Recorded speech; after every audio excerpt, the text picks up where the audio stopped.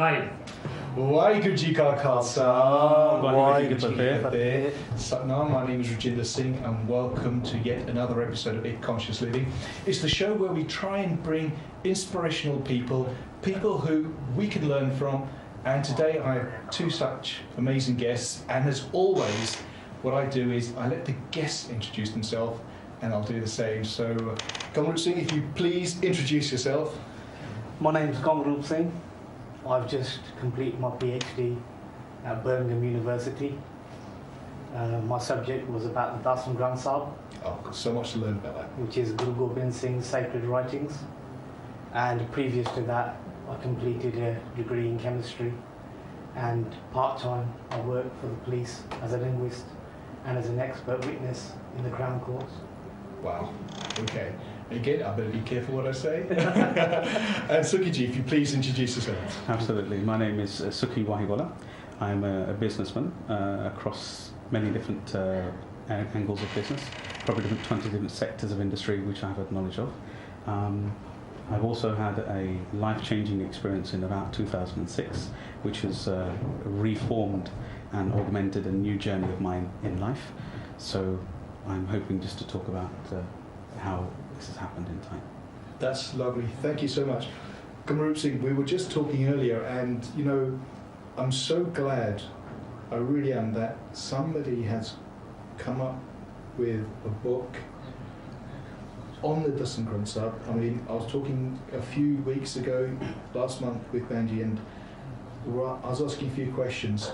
If I could just show you this book, I put this up last month, and I really wanted to get hold of Kamrup Singh and tell me more, because my thirst for this was just wasn't quenched. I needed more, and I thought, let me bring a lot of people who have asked about this. So Kamrup Singh, Dasam Granth Sahib, it's something, you know when we talk about Guru Gobind Singh Ji, I think everyone feels that they know about Guru Gobind Singh Ji, but yet at the same time I do feel that there is so little known. You know, I think you would agree with that, Sukhi Ji, as well. Totally. Please tell us about the Dasam Granth Sahib, how it fits in.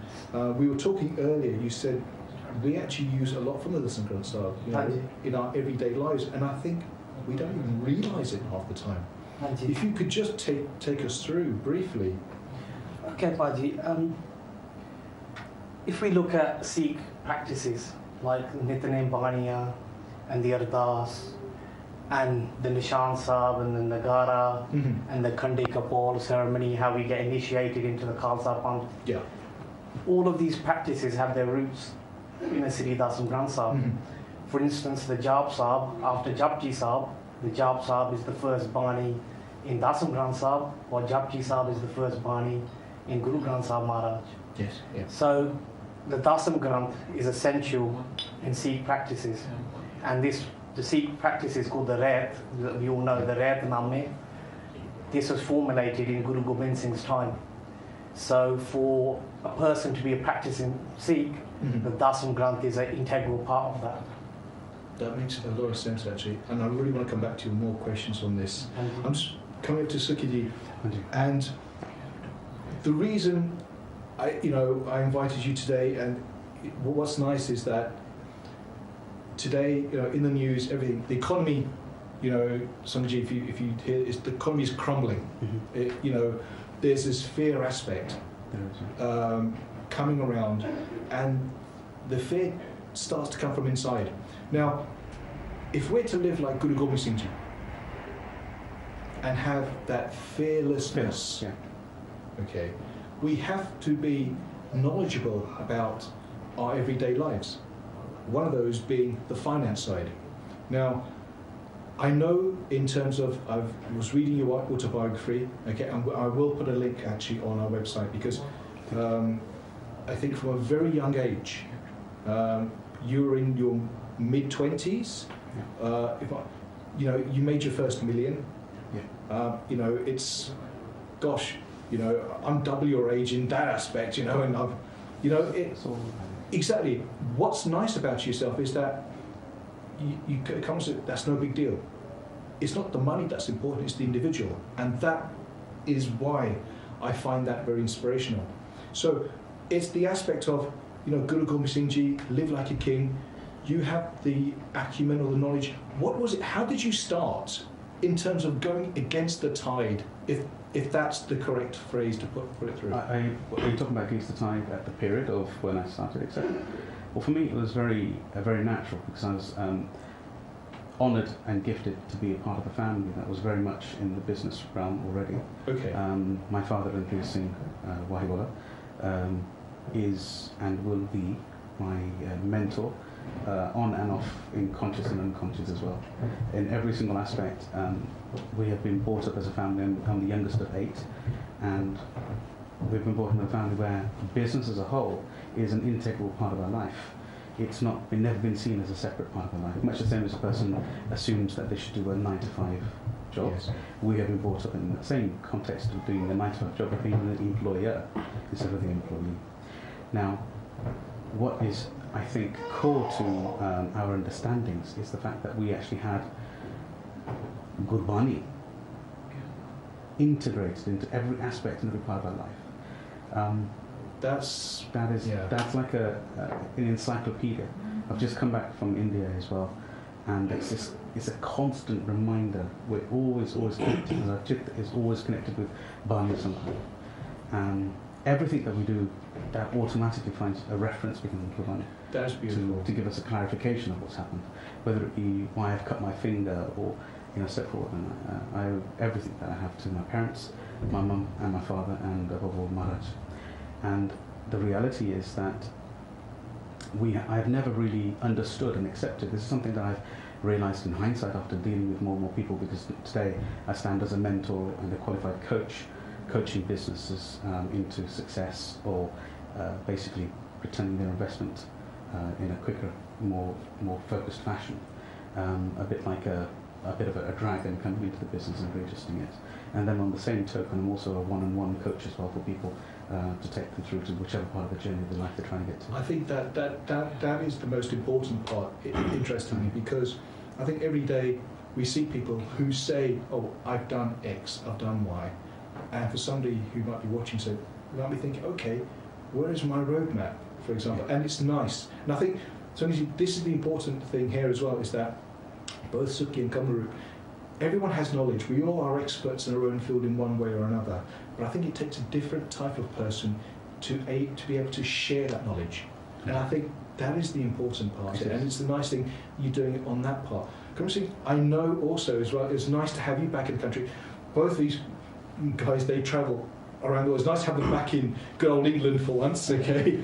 And I know you've just come back from Europe as well. Hanji. And you also are a mentor to so many people. So right. I know from the academia side, you've done a PhD on Dasangrunsa, but you also do a mentoring to so many people on a one-to-one. I mean, are you able to expand on that? I can, Baji, yes. Many people in Europe, they're having a lot of crisis going on in their life, whether it's their relationships, financially, and so on and so forth. Yeah. And people are looking around, for something to give them stability. Mm-hmm. And when you're a Sikh, we take for granted Gurbani, the wisdom that our parents bless us with, just the whole Punjabi persona of being, having robe and having security and looking after oneself and, health consciousness and stuff like that. Yeah. And when you go out into Europe, and a few years ago we got invited to do Kirtan, because I'm a part of the Kirtan Jatha, and my brother, Bhai Harminder Singh, yes, I'm his side Kirtani, and we went to a number of places where they do yoga. And afterwards we got speaking to people, and I started to tell them about the process of doing Naam Simran, and Path and Bani and Seva. Because you get thoughts when you see these people in this state, and you think, how can you help somebody? And then I think, what's the most valuable thing that I have? And I always think Simran, and I always think Seva. And then I try to teach them a bit about how to control their breath and doing Simran on their breath, how it brings you peace and makes you more calmer. And then over the years, over the past, I think about 7 years, they've just been inviting me more and more and more, and more people are interested in learning. Well, you must be doing something right. I think Gurbani itself I try to remove myself out of the equation, but I think Gurbani is such a powerful tool, it's such a powerful consciousness that when we just explain to somebody like what Mool Mantra means, Nirpal, Nirvair, Akal Murad, just some of these key words, it really blows people away. Yes. But that treasure that we have, you know, sometimes we forget. We don't even treasure what we have because we say it every day, you know, doing Japji Sahib, for example, you know, and we don't realise sometimes. So I so agree. There was one of the Spanish men who's learning at the moment, who's learning a bit about meditation and so on from me, and, you know, mentoring, etc. Mm-hmm. He said to me, he goes, what is it? Why are you people Sikhs? Why are you so secure? Because I see Sikh people in Barcelona, they're never afraid, they never look nervous, they never look in a rush. What is it in you people that makes you so strong? And I just said to him, I said, look, it's not us, it's our Guru. Our Guru is so powerful. When we just Matha De Guru Granth Sahib, when we just read Gurbani, do Simran, it has a complete change in our consciousness. It changes the way we feel and the way we approach life. And I said, if you want to get that strength, it's not something that you can just like pretend that, oh, I'm strong now. That will help. I totally, but from the core, if you go into meditation and Bhakti and doing Vaheguru Simran and Mool Mantra, it will change you.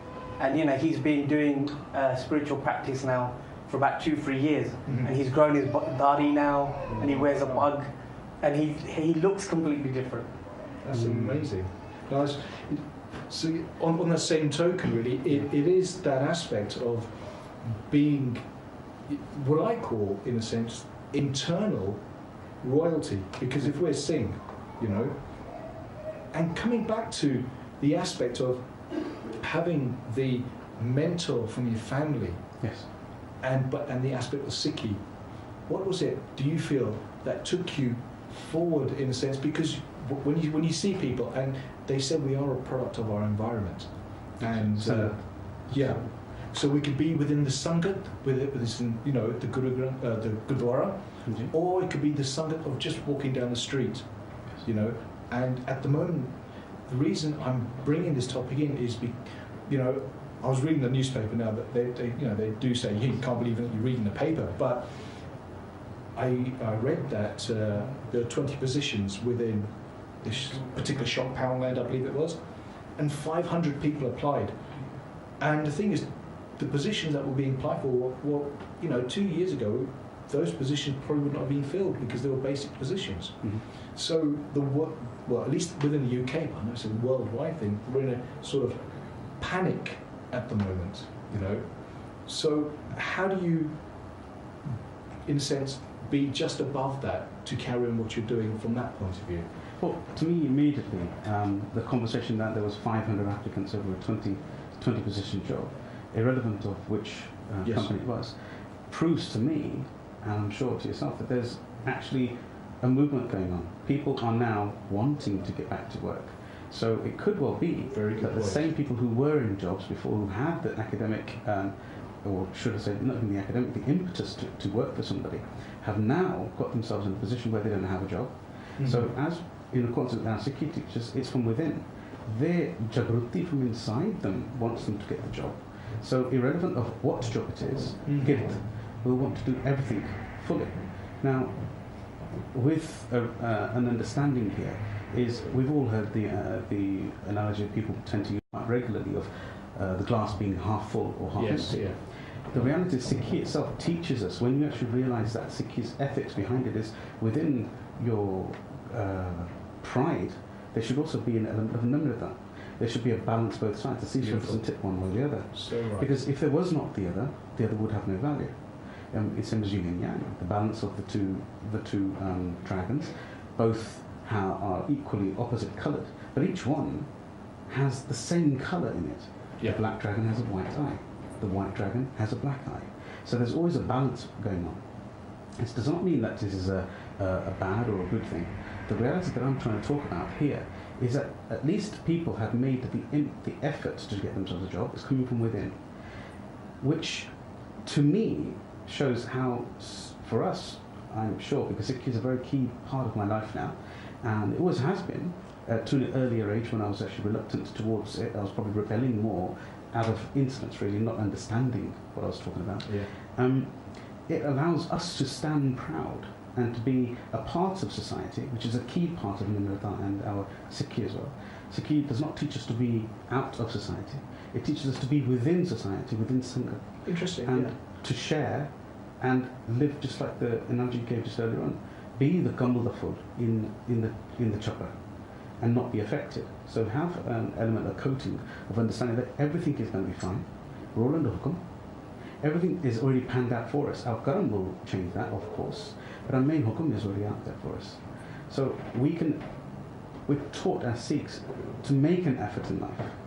There's an analogy I use in my coaching sessions quite regularly where if we were to have a glass of water and we put in 100 millilitres worth of liquid into that water, into that glass of water, if you poured that glass out into another glass, you would only get 100 millilitres, of water. You're not going to end up with 200 millilitres. The point is, we do expect sometimes too. Yes, absolutely. Yeah. So in life, I'm finding more and more when I'm speaking to the young generation who are away from any faith, that they're looking to pour out 100 and receive 200. But it's not just financially impossible. It's actually just not feasible. If you don't put the effort into something, you'll not receive it back. I think what's nice is, and you'll see why I'm going to say this, Sanji, is we all want to have our cake and eat it At the same time. Now, talking about that. If the camera could point at these beautiful cakes, and you'll get an idea of what we're talking about. Actually, these have been kindly donated to us by Flower Ball Cakes, and Banji made them. She makes amazing cakes, and she will be joining us next week, and we're going to definitely be enjoying munching on them. So I thought it was so nice the way you're talking, but in reality, we do try. And literally using that analogy, have our cake and eat it. We want something sweet after we've worked or we haven't worked. I know they do say the youth at the moment, and I personally think it's not true, but then they say, the youth are lazy in this. But I think they said that for every generation, I think everyone tries hard, but sometimes they just don't know what to do, Very true. And coming back, as I say, it's that internalization. Yeah. And I think I'm saying, you know what's interesting when I was reading this book is the information, because I think from memory, when I was studying in terms of the different gurus, I couldn't really find that much information I felt on Guru Gobind Singh Ji. Hanji.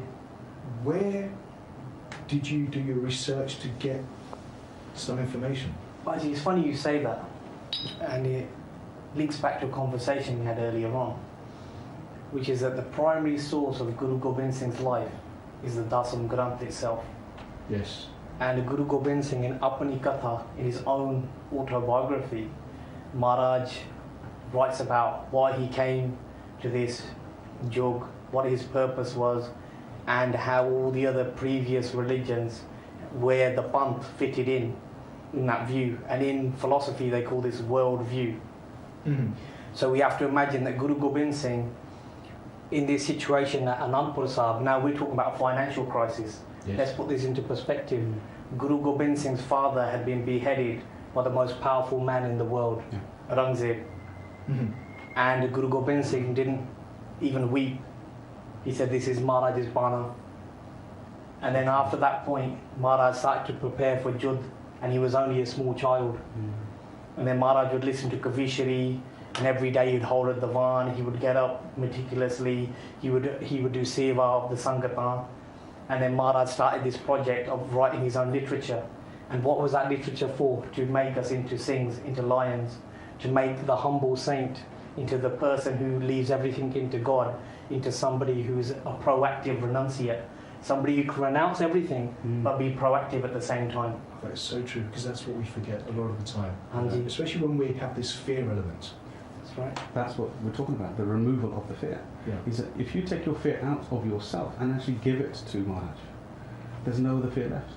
If you've left yourself in a forgiving position and you realise that you're actually on a hukum, on some kind of purpose in life, you give everything that you have within inside yourself to them to handle, and the rest is for you to do, your daily go. It's a very simple. That's actually what happened to me in 2006. I've always been the I could say the quiet entrepreneur. I've always got on with things and tended not to talk too much about things. But I find, for me, in 2006, I had a health scare that came through. It's written in my bio online as well. But the health scare was I had hepatitis A, which nearly took my life. Maybe I was getting messages that were sent to me through my work, because at times I was always against the grain, where I never really wanted to try and sell somebody on something. I'd always show them what they required. That's interesting. So it's a very different way of doing things. And this comes specifically from my parents and from Barney itself, because we've been very humbled by Barney within our family. And it's been regularly impregnated and purposefully popped in front of us, as I mentioned earlier, from my mother and my father. Mm-hmm. And so I was never out there to try and sell somebody. I was always there trying to touch what they actually really wanted. I was a very good listener. I always just listened exactly to where their purposes, what their needs were, and then try to match them. In 2006, I had a hepatitis A scare, which took me out of the working environment for 2 months in hospital and 11 months away from the family as a whole and the group companies. Actually, yes. Yeah, I was actually 31 at the time. Yeah. I actually had my 32nd birthday in hospital. It was a situation where the family didn't actually realise that. Nobody really knew whether I was actually going to pull through. Pass on. Obviously, that's something that the Maharaj and you understand that. Today, I understand that. At that time, I never had that thought in my head saying, well, why me? It was never in my head. It was always like, okay, it's just another thing, let's deal with it and move on. Yeah, because I had bhorosa in myself, in my ability, in the ability that was given to me by Maharaj to move forward and get on with life. There were some financial constraints that came across at the time. I came out of hospital at the time and out of my illness, and I had to wind up a couple of my group of companies, individual companies, and re-establish them. Now, at that particular time, I carried on working, and this is just to show you how Sukhi, for me, actually impregnated itself and grew within me. Is that after going through all this ups and downs and being that close to actually not being here, I spent my returning days getting back to re-establishing the companies, getting back into the flow of things, and somehow I found that my mind was not really there. It was consistently dragged away, and I had these thoughts within myself of, why don't I go and help more people? Wow. And I'd worked in 20 sectors, as I explained, and I'd had a multitude of companies within property, landlording, developing, retailing, importing, manufacturing, and electronics. All this residential by the time you were homes. in your 30s? Yeah, it's a part of our family group as well. Okay. Every member of our family, my sister and my brother, and we were all a part of the same team. My 2 nephews at the time, they were a part of the team as well. And we employed over 100 people within our group of companies. So I didn't realise that this wasn't my path.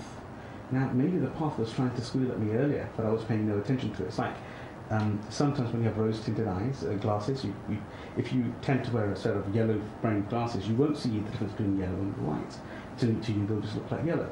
The white will look like yellow, and so will the yellow. So the truth of the fact is that for me, afterwards, I realised that actually there had to be a purpose of my life. There had to be amazing a at such a mission. young age, yes. So it changed for me. I'm sorry to take up so much time here. No, but for me, it was about the transition of how I could share the knowledge that I had acquired from my father, my parents, my actual brother-in-law, everybody I'd touched and been involved with, and how I could actually re-articulate it and augment it into the next generation.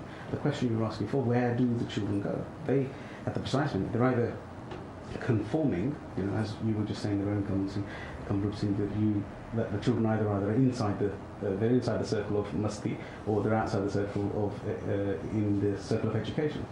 The reality is I never conformed to either. For me, I was. So you are a rebel as well, in a nice kind of way. In a conceptual form, yeah. Yes, but in the sense of that, everybody, a Sikh, should be able to integrate into any society.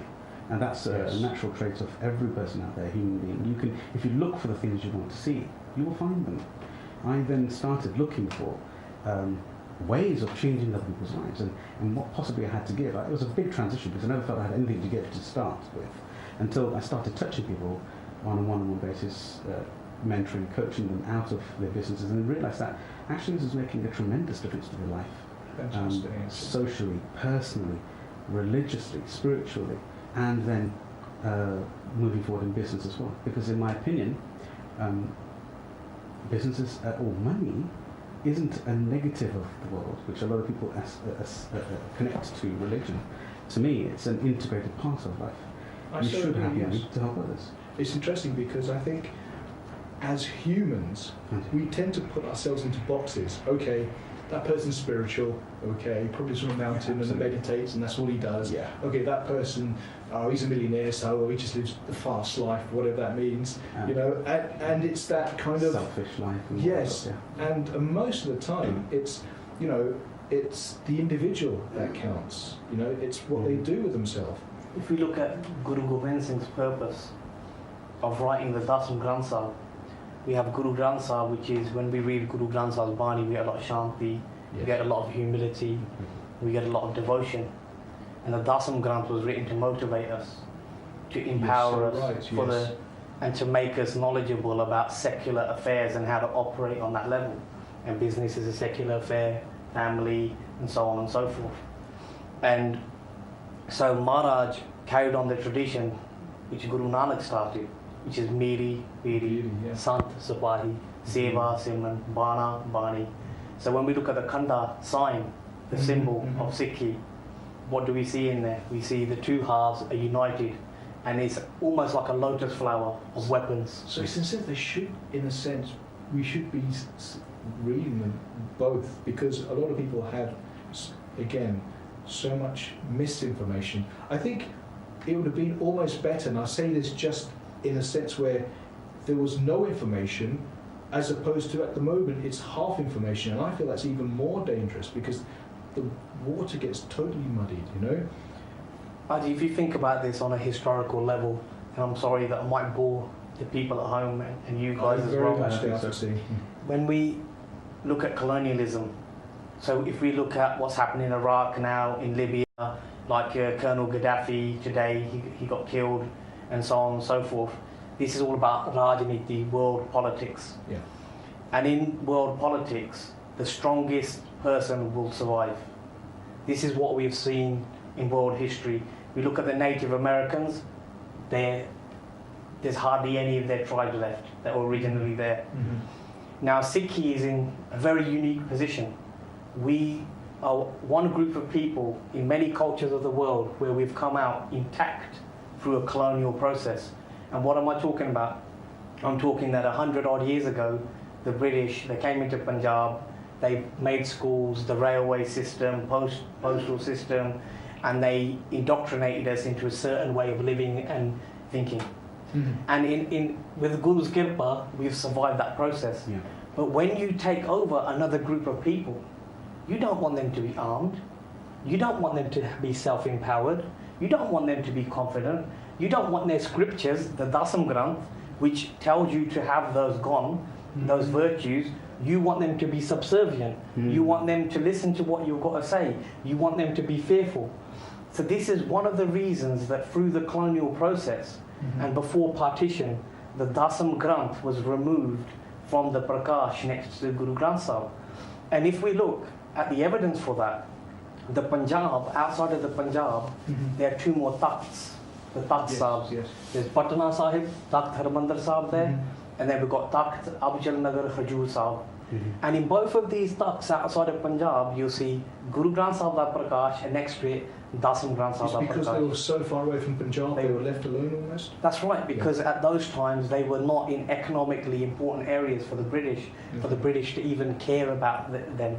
But the Punjab, there was already a lot of farming, there was already a lot of commerce going on in Punjab, that the British had a vested interest to pacify the Sikhs. But see, the British have been gone for so long now. What is stopping, Mr. Joe Bloggs Singhji from so-and-so saying, do you know what, okay, this is how it was before, let's put it back. There is nothing stopping us. Okay. And if we go to Punjab, like Baji's just been to India, you'll find that traditional Mahapurush groups, certain Sikh sects or Sampradama, they still keep Dasam Granth Prakash, they still venerate Guru Gobind Singh's Bani. But the mainstream Sikhs, which the organisations were created via the British colonial process, they have sidelined the Dasam Granth. It's not that they don't believe in the Dasam Granth, we have to be very fine in our points. Is it because they just don't have the information? They don't have the information, and unfortunately, one colonial process is incrementalism. So you make a change slowly over time, and through one and a half lifetimes, the paradigm or the status quo has been shifted. It's changed radically. Okay, so I do agree. You know, a lot of what you say. My question is, is that because there's been, I feel, so much misinformation simply that there was no information, you know, people just didn't understand. It's like, you know, Sri Guru Granth Sahib Ji, you know, we're going to Gurdwara, the Matha Tek, you know, and that is our living Guru. And so people didn't understand, okay, if we have the Sri Guru Granth Sahib Ji there, where does the Sri Dasam Granth Sahib, where does that fit in? And I think that's the paradox, I think, a lot of people... We can explain this quite simply. Nearly every sect that I know in their house, they have a pavitra painting of Guru Gobind Singh Ji Maharaj. And when we look in art, they call it an archetype. If we look at the archetypal form of Guru Gobind Singh, he has the beard, so he's like a rishi, a muni, a manishwar, a jogi. He's renounced the world. He's not into vanity. He's completely one with Rab's hukam, which is to remain sabat surat, to remain one with how his body, how Rab Hanji has designed it. Then at the same time, he has objects of royalty. So he has a galgi, he has objects of being a warrior, kshatri, he has his bow and arrow, he has a sword. So Guru Gobind Singh, he takes on this archetypal form of a Sant Sipahi, of a Mahan being, of an ultimate, we call it Puran Gur Avatar. So the avatar of the Guru, of Agal, of this very high form. And what is that high form telling us? That in order to find Waheguru, we don't have to renounce physically, we have to renounce mentally. We have to renounce within us. So going back to money, and you know, I'm a humble banda in that respect, but how can you put money aside when all of society, the langar that we make in the Gurdwara has come from money, the trade that we do has come from money. See that, I'm so glad you're saying that. And if we look at the Darbar Sahib, Maharaj set up Harmandir Sahib and Amritsar as a place of commerce and not only religion.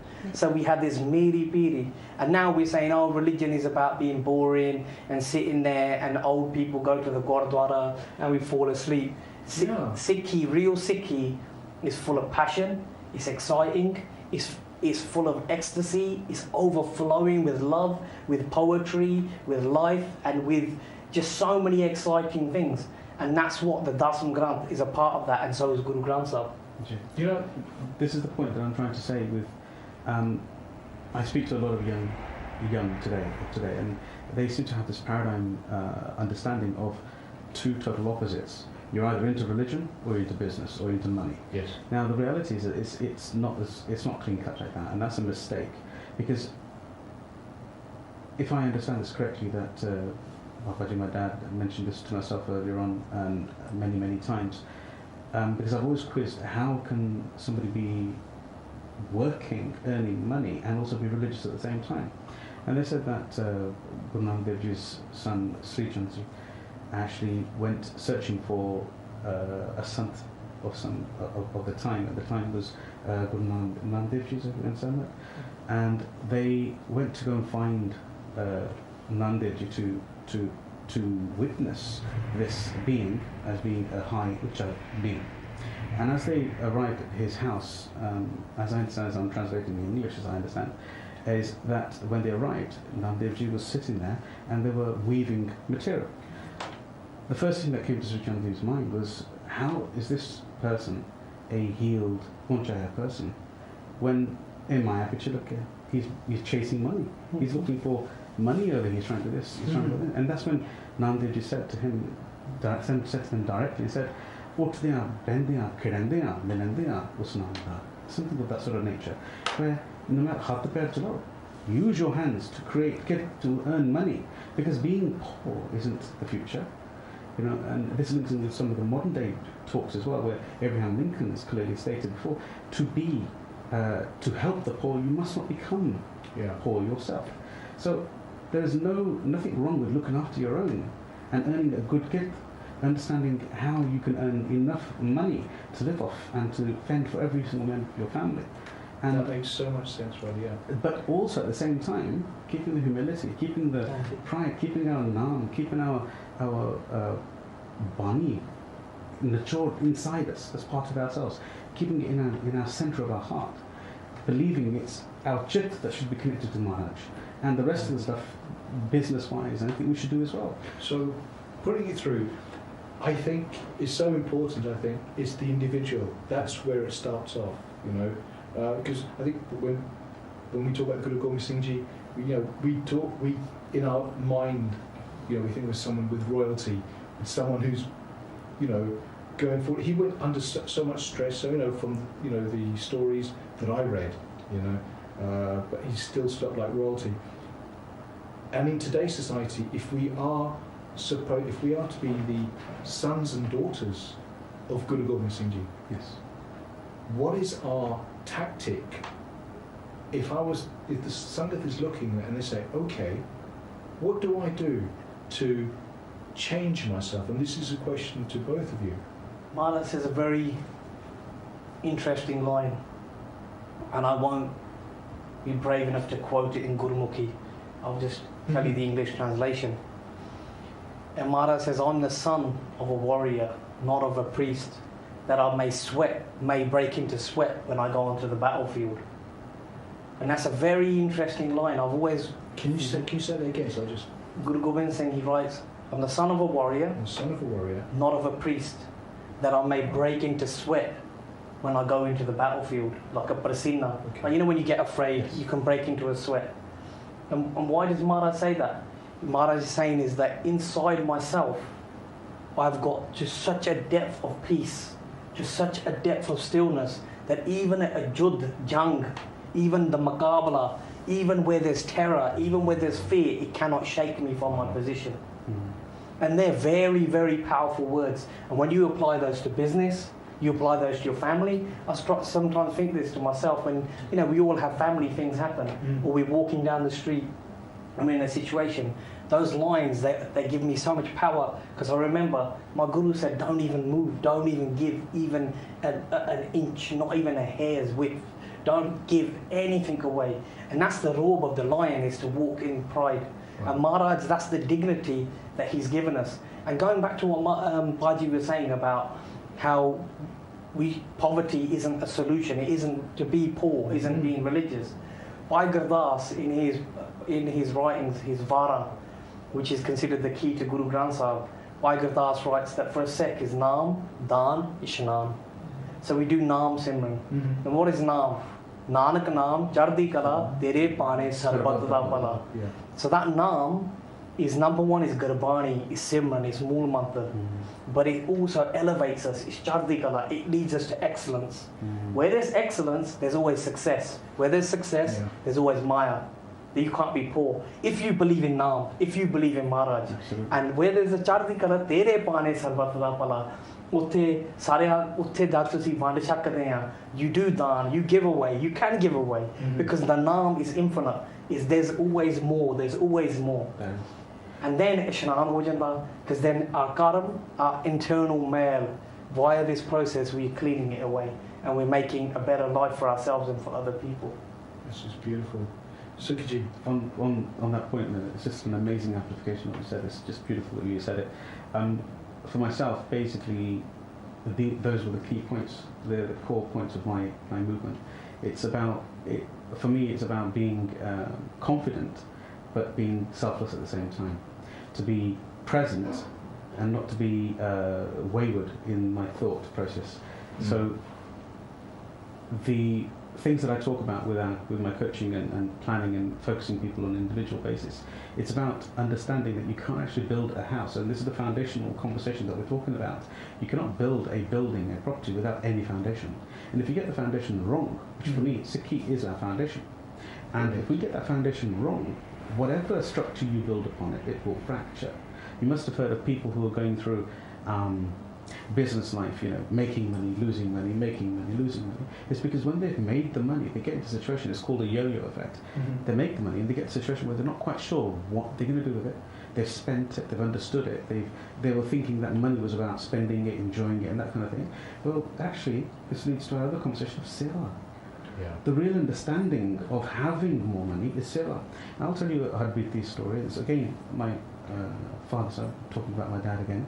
And when we were brought up around in an environment, and I think I'm talking about all of my siblings and brothers and sisters, where Dad used to consistently, beyond our knowledge at the time, give money to Gurdwara Sahib, and he's going to tell me off for mentioning this, but obviously because it's their seva and it's unknown and information, scheduled. But I'll share with you that they used to regularly give. Jithe Gurdwara Sahib needed some renovation, or even a Gurdwara Sahib needed to build, they used to supply and fund the renovation. Palki Sahib needed to be updated, so they would help them on this way, a building fund, etc. And this is not just in the UK, it's around the world. Beautiful. And again, all without any kind of name state. Yes. And we used to get quite, kind of wound up by this, thinking, hang on, Dad, because we were working all so hard for this money, and we just give it away. Somebody just rings you up and says, Ki son, we need a new ambulance. There's a Sansavji in Delhi, and they go by the name of Virji, without going into too much detail of what they cover, but they rang up one day and the conversation arose where they needed an ambulance. Now, Dad just turned around and said, okay, G, I'll send you the money, you can buy a brand new ambulance. So they arranged, and I was in this debate with them, I think I must have been about 25, 26, I said, we work so hard for this money, and if that's what life's all about, how comes you just give it away at a drop of a hat? He said, son, you'll learn later. A few years come past and the same sort of thing happened again. And I said, and I repeated the question. He said, I think you might be old enough to understand this now. They said, if you have been given money, now please correct me if you feel this is wrong, but I feel this is the way I would like to live my life. If you have been given money, money is given to everybody. And the people who show a particular impetus and understanding of what money really is, and how money is given to us to help others, not for ourselves, to help others to change their lives, to expand their way of thinking, and to give them a better life.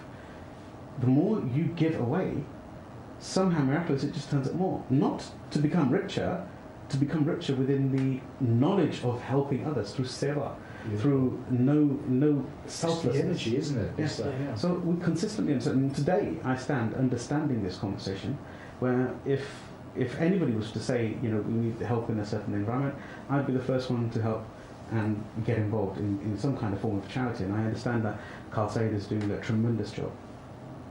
They are, in helping. Especially they're helping bereaved widows, and I really do think Ravi in that aspect from Carl Said is doing a fantastic job. Yeah. And I'm looking forward to meet up with Ravi as well. And see what we can do to try and help further forward.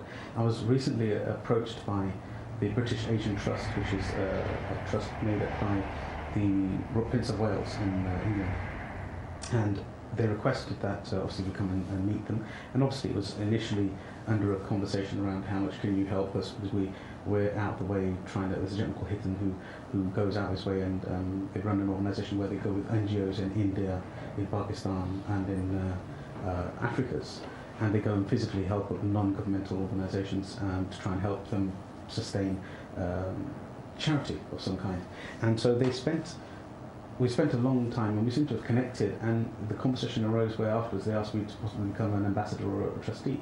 I went over to India just recently, and I went to Mumbai, and I saw that seva within itself is rife if you're looking for it. And if you want to be a part of it, you should get involved. Now, in order to help somebody by giving seva, going back to the conversation we were having a moment ago, you must have the money in the first place. You have to understand. I think, Baji, that is, That is so right, and I think that is where people, it's probably more of an emotional rather than logical, but I think a lot of people agree, and I think internally a lot of people have this, I think it comes from the aspect, and you correct me if I'm wrong, Cindy, in terms of you have to be humble, and I think they think if being humble means to have nothing, you know. Many people, they look at Guru Nanak's tasveer, and Guru Nanak's got his eyes half closed or looking up or pointing, but they don't realise another side of Guru Nanak. When Babur was committing atrocities in India, he stood up, and the Babur Bani, Maharaj said it, and Maharaj was imprisoned.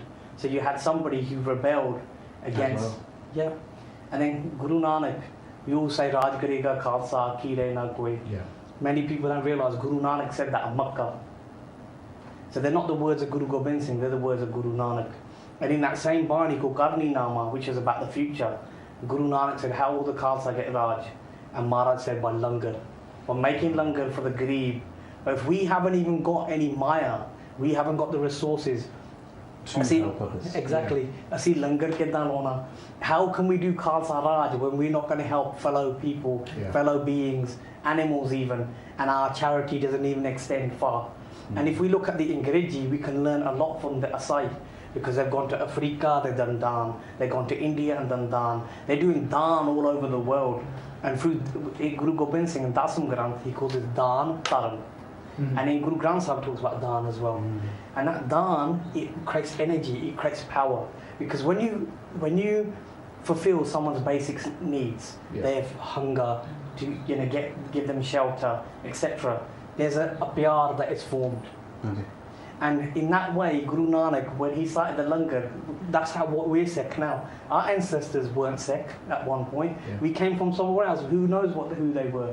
And then they became Sikh. So if we go to the other places like Khalsa Aid is doing, go to Africa, and we expand, because if we look at an organism, an organism has a life cycle. First, it is born out of a sperm and an egg. And then once it grows, you'll keep on growing and growing, but then it gets to a point when it starts to go and it's going to die. And the Panth, we've become too insular. We're living in a ghetto. We're just so separated from the world, and we don't realise, actually, you know what, and this is my beinti to all the uncles and aunties out there who are millionaires, because there's plenty of Sikhs who are, who've paid off their mortgage. Go out there, go to another country and do seva with another organisation. We need enough in this country, Singh, you know. Get out of your houses, get out and do something. See, that's why I thought in this instance thing, Sukhi, that's what I found the difference, because as you know, I know the Sikh community on the whole is a very, and is recognised as a very prosperous community, but there's very few people who know how to teach. Baji, you know why? We're all waiting for the leader. But Maharaj gave every single Singh and Singhani Sardari. We're all leaders. That's why we're all lions and we're all lionesses. We're all leaders. So there's no point waiting around for a leader to come along or to somebody to teach you. Get empowered. Believe in Maharaj. Believe in yourself. Get out into your community. Participate in the Gurdwara and go further. Go into the local council. Go and do something for another charity where there's different people. Absolutely. And once we start expanding, every Sikh expands. We will be a force to be reckoned with in the world. Absolutely. Sikh is not about just doing things for other Singhs and other Sikh. It's about the world. It's about helping mankind, because our first religion, base and understanding is what Guru Nanak taught us: humanity. We need to be humans first. We need to help our fellow brothers. We need to get out there, and for that we need the identity. We need to be able to understand that this is a part of our life. It's our purpose to go and help other people. So to accumulate is absolutely no sin, as long as you're helping. I mean, the world's charities, just to give you a statistic, 80% of income and money, as I understand it, with the last report I was reading, of money within charity systems is actually from the rich. So just to amplify what you're saying, the rich are helping, and the rich are the ones who are doing this. It is not the poor who help the poor. Yes. Lincoln said it is not the poor. You cannot be helping the poor by becoming the poor. Yes. You have to arrange yourself in such a way that you have enough for yourself and your families, because that's about That's the basic, isn't it? That's our duty As a Sikh, it's our duty as a human being and as a Sikh, that we have to look after our own. And then we can start thinking about others. It's about understanding after. We must accumulate enough for helping others. There has to be a purpose in life for the accumulation, because we are not going to spend it all while we're here. We're going to leave this earth, and we came alone, we go alone. As I understand, Guru Nanak Dev Ji went to, I'm sure you can help me, Singh Sahib, to a very prestigious prestigious king's place, where he was very full of himself, very arrogant about I had this and I had that, and he was boasting at how he takes money off all of the poor people in the world and keeps it and puts it into his godam. And they said, you know what, as my dad says, Maharaj said, Nanak Dev Ji was going around the world as a pilgrim, and they were putting the people who had power, people who had energy and strength, and putting them on the right path. Yeah. Now, he was taking money and keeping it away, and Maharaj went up to him and said, "You're doing an absolutely amazing job. You seem ever so powerful, more powerful than the most. Do me a favour. Ek mere se kaam karna." And they pulled out a sui and said, "Take this pin, please. When I go the other side, I will collect it from you. When you go and I go, take this with you. You seem to have more power. You're going to take all this with you." That's amazing. I've not heard of this. "You're going to take all this with you. Please hold this sui, take it with you, and give it to me on the other end." And he said, "Yes, is that it? I'll do that for you, no problem." And off Maharaj went. Nanak Dev Ji went with their son's spy and went away and walked away. And as they're walking away, he went back to his wife and said, "This man is pardon. I asked him to do anything he wants. I have enough power to do anything he wants." And he said, "Do me a favour, take this pin with you on the other side, and I'll take it up to you over there, because I need it over there." And his wife, who was watching as well, she said, the Queen said, "Go and give this back, because your whole dharma is going to be pushed. You will never be able to do this. You'll never be able to give it to him." So they went running behind Maharaj and said, "Maharaji, please take this back. I will not be able to fulfill this." So the reality is that we're going to leave everything here. Yeah. And that man, by the way, that king realigned himself and started giving back. Wow. Started sharing his money back again, started reducing the taxes and helping people get on their life and get on the ladder and fend for themselves. This logic is what we've got to remember. We are going to leave it all here. Yeah. We must work with our pride, our identity intact, but we should also have humanity within ourselves, which is a core part of Sikh. And help the local community. And help everybody else. I mean, we do projects at the moment, where you go to London. We're going to start the soup run soon. Helping, people who are not doing well for themselves, And I think what's amazing is that we all have skills, And what I like about Kamrup Singh Ji and Sukhi is that you've got business mentoring. You mentor Kamrup Singh. I know because I've seen you in action. This is not something that Kamrup Singh knew I was going to ask about. I've seen him in action, so I know Sukhi. I heard about Sukhi not from Sukhi. I heard from somebody who was just talking about how they were aligning themselves in the business sense. I said, "Tell me more." So what I like about them is that they don't say, "This is me." No, I've heard about both of you. What you're doing for fellow mankind, and I think for the Sunday that's watching, if it's all right with you, put your details onto the It Conscious website. I'd be honoured. Yeah, that'll be fantastic. So at least for somebody who says, I need some more information, maybe, you can help, whatever, they at least have a point of contact, so we will do that. I promise, Sangaji. I know we're rapidly running out of time, and I'm being told this. So any last words? I'd just like to say thank you for the band who, gave us these amazing cakes and flower ball cakes. She will be on next week, and it's just another example of somebody who's doing something to build themselves up, and we're all enjoying the benefits. This is literally. We will be. Yes. After this show, but this is literally the case of having your cake and enjoying it, but literally enjoying it. But as we talk, Sukhi-ji, any last words? I'd be honoured to be a part of somebody's journey. I do work as a mentor, as a coach, and I have a group of companies in this sector now. We're looking at corporate training and how I'm opening up an office in Mumbai soon. That's a city close to my heart, family from the marriage side. And we're endeavouring to try and prime students into employment and vice versa, employed individuals into entrepreneurial skills. I teach NLP to a master's level. We teach training, we teach communication and media.